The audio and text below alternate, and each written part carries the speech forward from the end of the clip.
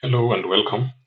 In our previous tutorial, we were able to Dockerize our Django application. And in this tutorial, we're going to see how we can create a front-end application that is going to, we will connect it later with the backend. So our front-end application will comprise of React. It will be a React app. And one of the best ways or the quickest way to create a React application is using Vite. Vite is a front-end tooling software that facilitates faster development, provides a faster development server as compared to the Create React app.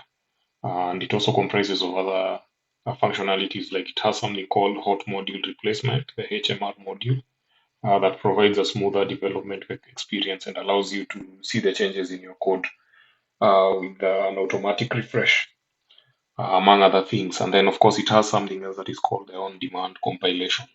So to create a React app using Vite, we are going to make use of the npm create command, and we are going to first of all let's confirm that we have installed Node, and we also confirm that we have installed npm, and we have them right. So we are going to type in npm create Vite at latest. Let's use the latest version at the time. Then we have client, and then we'll add templates, which is React. So it supports various templates, but we want to add our React template, or let me just leave it at that because it is going to ask some few questions. So I'm using React. In this case, I'll just be using JavaScript or JSX. So it has, you notice that we have created a folder here. It's a client, and it contains, so this is our React application. So let's navigate into the directory. Then we can install um, packages using npm. Then we are going to run our server and see our development server once all the packages have been installed. So while it is installing, you'll notice that it has created a node modules folder. So this is the folder that contains the installed packages. Yeah, so let's run a development server using npm run dev. Yeah, and yeah, so you'll realize that we have a server that is running on this port or this URL. Yeah, so this is what we have. So this is the default application that is running on port 5173 for our React application. Yeah, so we've been able to successfully create our React app. And the next step, we are going to see how we can. We need actually, because remember we have a git ignore, and among these files, you realize that we also have a git ignore file, and I also believe we have a git. It also creates a git repository. To confirm this, let's just press Ctrl C to stop the server. Then I can just do an ls dash ls. So you'll notice that we have this git ignore. At least we do not have the git folder. So the contents of this git ignore, I'm going to harmonize it with the main git ignore that we have as our first step. So I can just highlight all this, then probably add it somewhere here, and then I will remove the git folder. So let me just use rm. I mean the git ignore file. So I'll remove the git ignore file, and then the other thing that I'm also going to consider. Yeah, so I think at this point we are okay. So now there are packages that we are going to be using. We are going to be using leaflet for the maps, and we're also going to be using the React leaflet, and we are also going to be using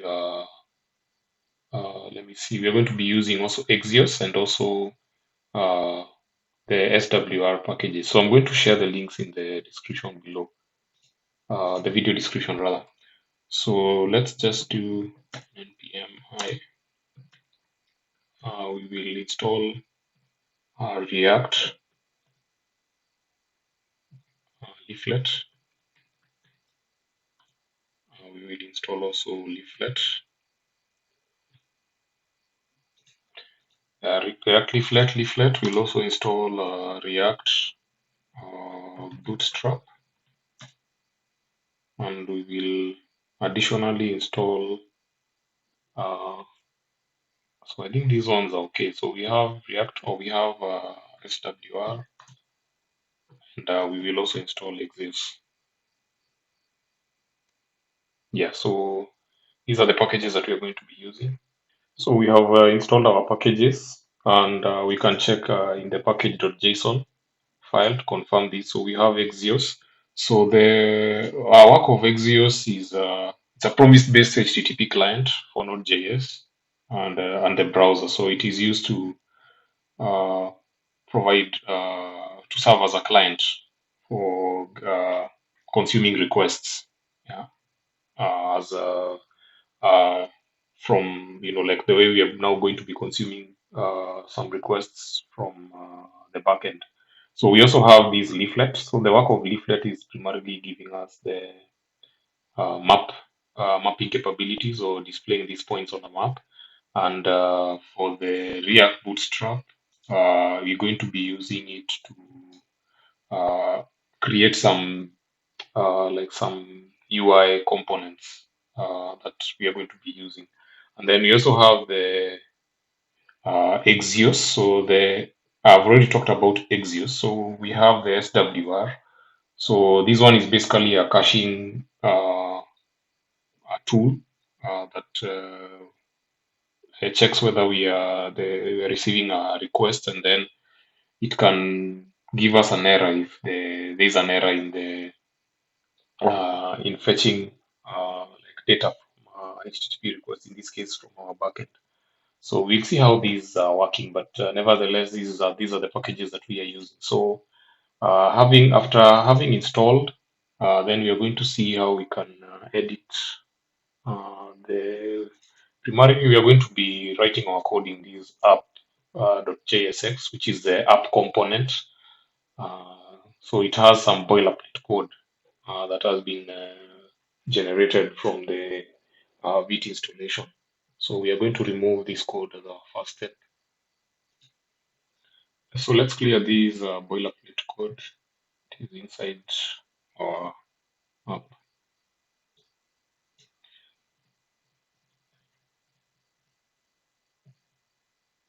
Yeah, for now we can just have a h1 element and call it hello React. Let's leave it there. Let's also remove these because we are not using this user state, the use state hook. So I'm going to leave this one here because I think at some point we're going to be using the use state. And the other thing that we need to do, we also need to go to our index.html file, and we need to add React, or rather leaflet and bootstrap uh, links to the head element. So just to make it clear, so this is what we have. We need to include the leaflet CSS uh, inside our head, because it's going to help us in loading our map. So this one you can get it from the leaflet documentation. And then we're also going to be adding the bootstrap uh, style sheets as well. So let's get into it. So I'll just copy this as it is, and then I'm going to add it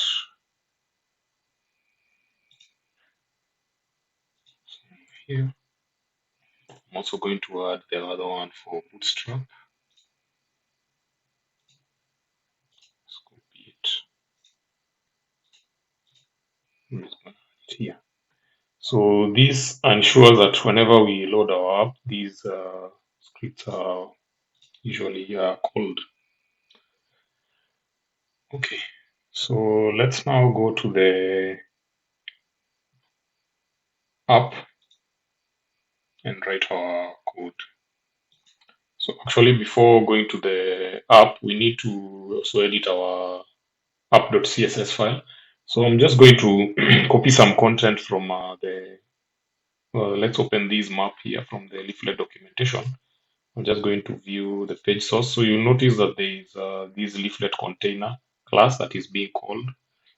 And this is what we actually need to add here. So I'll just replace everything from the boilerplate code and paste this. So in my case, I can just set the map to have a width of just to have a full width. So in this case, I'm just going to set it at 100%.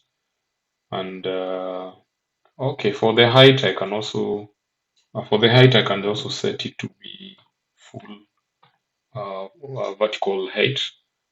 And yeah, I think these are what we have. Let me just remove this. Then I'll save it. So this leaflet container controls like these properties control the height and the width of our map. So this is what we also need to change. Yeah, so we need to import some items or some things inside this app component. So from the leaflet, we have what you call the map container,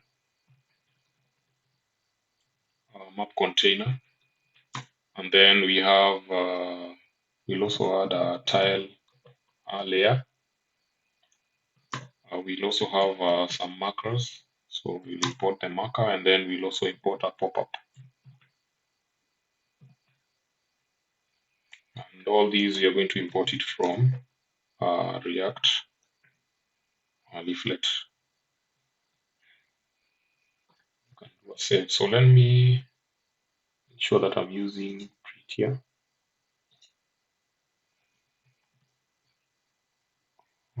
format.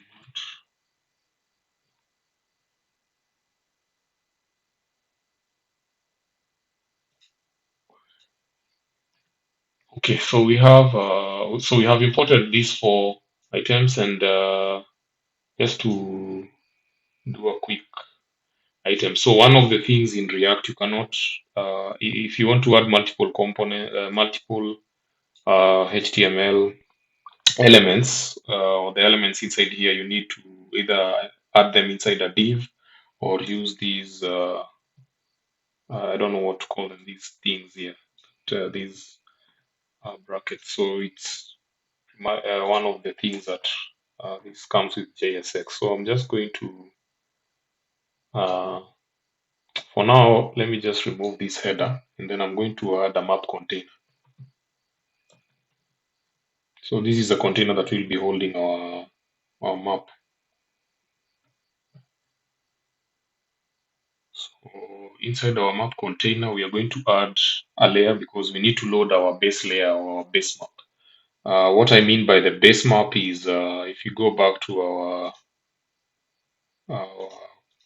browser, so this is the base map, this thing that you are seeing here displaying some towns and all that. So this is the base map, and that's what we need to add here.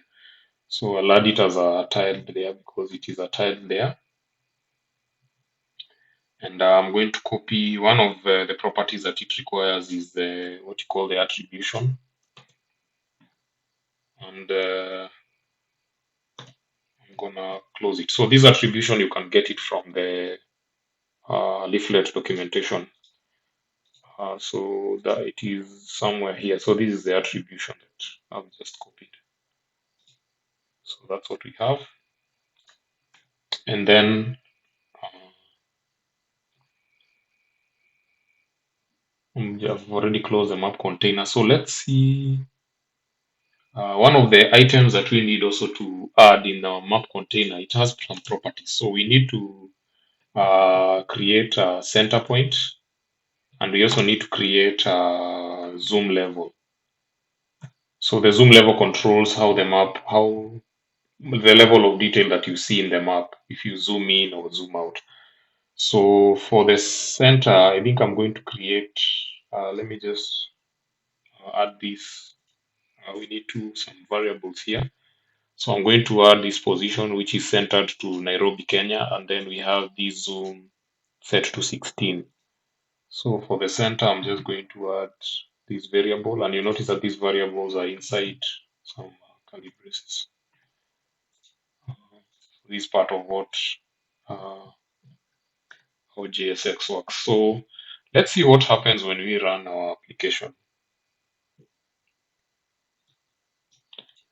So I'll just do and confirm that I'm in the client directory. Then I'm going to clear, and then I'm going to run npm run dev. So let me fire up the development server. So basically, we'll try and edit some CSS here. So I'm just going to remove uh, some items here in the index.css. And also, let's see what happens to our map, whether it displays. Yeah, we can see our map is displaying, but oh yeah, now we have our map. And as you can note, let me just put it full screen. So you see it is zoomed into the Nairobi area for the CBD. So let's see what happens when I change my, let me just put this on side to side. We see what happens when I change the zoom levels in the app component. So if I change the zoom level to, let's say, 10, and do a save, and let me just refresh the map, you'll see that it is zooming out.